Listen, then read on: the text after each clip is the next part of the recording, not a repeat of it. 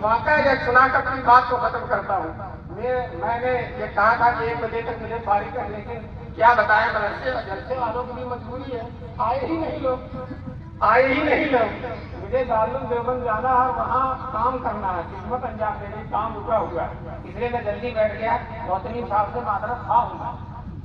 اور یہی آپ کے قریب پانی پت ہے.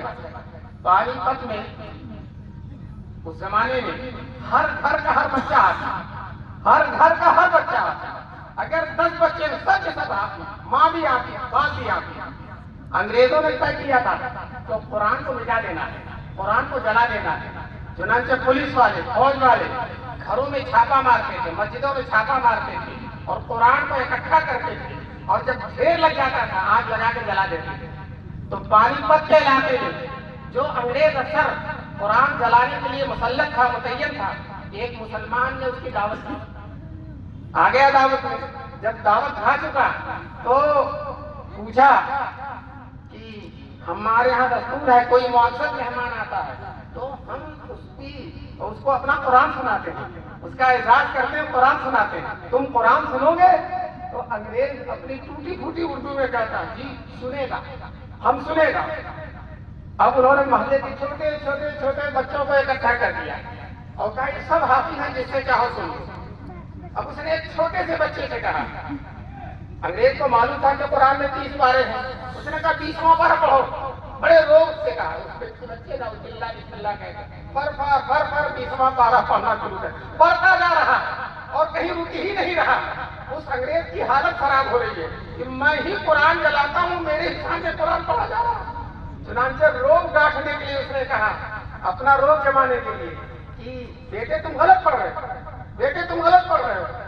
تو بیٹا کہتا ہے چچا میں صحیح پڑھ رہا ہوں، تم غلط ٹوک رہے ہو. پھر اس کے بعد دوسرا بچہ چچا تم نے غلط ٹوکا ہے.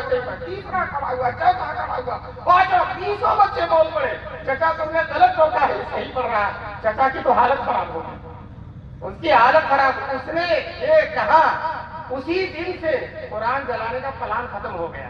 کیوں کہ اس نے کہا کہ اگر ہم قرآن کے نسخوں کو جلا کر قرآن ختم کرنا چاہیں تو ان معصوم سینوں سے کیسے قرآن ختم کریں گے؟ یہ معصوم سینے جو قرآن کو ہم کیسے ختم کریں گے؟ چنانچہ قرآن کی فضیلت میں اللہ تعالیٰ نے رسول پاک صلی اللہ علیہ وسلم سے کہا کہ اے اللہ کے رسول، میں آپ کو ایسا قرآن دوں گا، ایسی کتاب دوں گا جس کو کوئی پانی دھل نہیں سکتا اور کوئی آگ جلا نہیں سکتا. پانی دھل نہیں سکتا اور آگ جس کو سوتا ہوا بھی پڑھے گا اور جاگتا ہوا بھی پڑھے گا. دوستو جاگتے ہوئے تو پڑھتے ہیں، ابھی دیکھیے فر بچے پڑھیں گے، اور سوتا ہوا کیسے پڑھتا ہے. بہت سے علماء جو قرآن کی تلاوت بہت کرتے ہیں آپ ہی، اور رات میں جب نیند کھلتی ہے تو جیسے لگتا ہے کوئی آئے پڑھ رہے ہوتے ہیں، نیند میں پڑھتے ہیں. ہمارے دارالعلوم دیوبند کے محتمین جو 7 سال تک محتمم رہے، قاری طیب صاحب رحمۃ اللہ علیہ، وہ جو ہے ان کے حالات میں لکھا کہ نیند میں 9 پارہ پڑھ گئے. تو دوستو اس قرآن کو جاگتے ہوئے والا پڑھتا، جاگنے والا بھی پڑھتا، سونے والا بھی پڑھتا، بڑے بھی پڑھتے ہیں، چھوٹے بھی پڑھتے ہیں. معصوم بچے، انتہائی کم عمر کے بچے، وہ بھی قرآن پر پڑھتے ہیں. بعض بچے ایسے ہیں مدرسے میں ایک بیٹھک میں پورا قرآن سنا دیتے ہیں، پورا قرآن سنا دیتے ہیں. یہ قرآن کا اعجاز ہے، قرآن کا کرشمہ ہے. دوستو یاد رکھو، قرآن کبھی ختم ہونے والا نہیں ہے، اور جب قرآن ختم ہونے والا نہیں تو اسلام بھی ختم ہونے والا نہیں ہے، اور یہ مدرسے بھی ختم ہونے والے نہیں، یہ مسلمان بھی ختم ہونے والے نہیں. یہ ممبر، مسجد و محراب، یہ سب کے سب انشاءاللہ قیامت تک باقی رہیں گے انشاءاللہ. اللہ تبارک تعالی ہم سب کو ان عربی مدرسوں کی قدر کرنے کی توفیق نصیب فرمائے. میں مولانا عمر صاحب کو اور اس مدرسے کے ذمہ داروں کو مبارکبادی دیتا ہوں. یہ آپ نے جنگل میں منگل کر دیا، بہار آ گئی ہے. اللہ تعالیٰ اس بہار کو قیامت تک اسی طرح کے سب کو آزاد رکھے.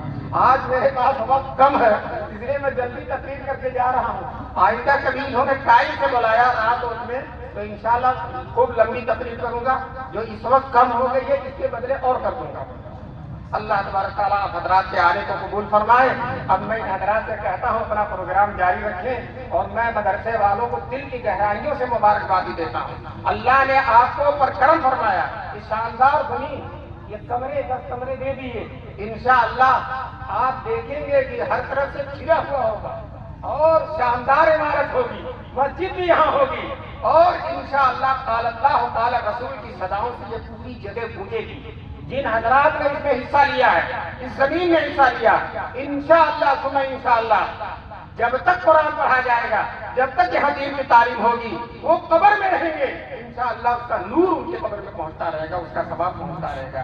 اس لیے مسلمانوں، میں آپ سے درخواست کر کے جا رہا ہوں کہ جلد سے جلد اس عمارت کے بنانے کی آپ حضرات تیاری فرمائیں اور جتنی آپ حضرات سے نصرت اور مدد ہو سکتی ہے قبول کریں۔ اللہ تبارک تعالیٰ آپ کے لیے صدقہ جاریہ فرمائیں گے۔ آپ نہیں رہیں گے دنیا میں، لیکن آپ کا بنایا ہوا مدرسہ، آپ کی لگائی ہوئی اینٹ، آپ کا لگایا ہوا سریہ، آپ کی لگائی ہوئی عمارت کا کوئی سامان انشاءاللہ آپ کے لیے صدقہ جاریہ رہے گا اور قبر میں نور پہنچتا رہے گا اور قبر میں آپ نہال مالا مال ہوتے رہیں گے۔ اللہ تبارک تعالیٰ ہم سب کو ان سب باتوں پر عمل کرنے کی توفیق نصیب فرمائے۔